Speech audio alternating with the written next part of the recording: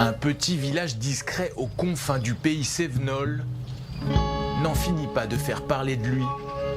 Le Chambon-sur-Lignon a reçu un véritable cadeau du ciel il y a quelques jours. Un don de plus de 2 millions d'euros légué par un dénommé Éric Schwamm, un juif d'origine autrichienne, caché dans cette commune de Haute-Loire lorsqu'il était enfant pendant la Seconde Guerre mondiale. Pour lui, ce geste, c'était une manière de remercier, tout de même 75 ans après, les habitants qui visiblement l'ont soutenu, l'ont aidé. Mais on ne sait rien ou presque de l'histoire de ce généreux donateur.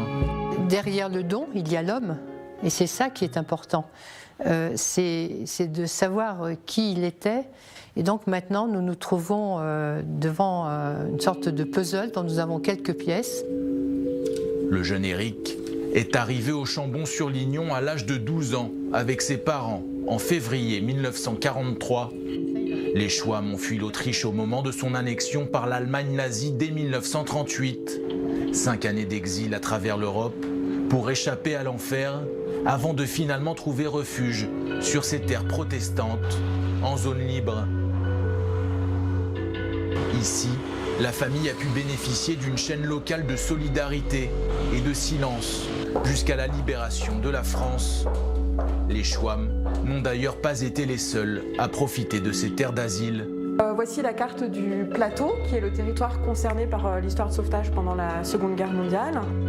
Environ 2500 juifs, dont une majorité d'enfants, ont été cachés par les habitants de cette région. D'ailleurs, en 1990, Israël a décerné un titre honorifique au Chambon-sur-Lignon, seul lieu d'Europe avec un village néerlandais à avoir reçu une telle distinction. En fait, sur ce territoire, il y a plusieurs facteurs qui se sont un petit peu combinés pour expliquer cette histoire d'accueil.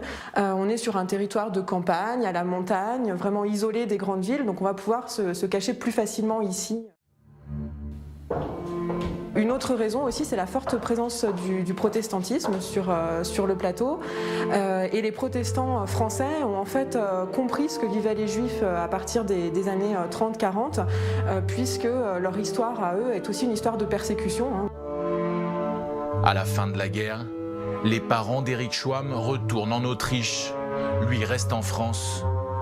Il devient un brillant pharmacien et épouse une femme de la région. Éric Schwamm s'est éteint seul dans sa modeste maison lyonnaise à l'âge de 90 ans, sans descendance. Quant à ces 2 millions d'euros, soit les 2/3 du budget annuel du Chambon-sur-Lignon, ils seront destinés à l'éducation des enfants de la commune.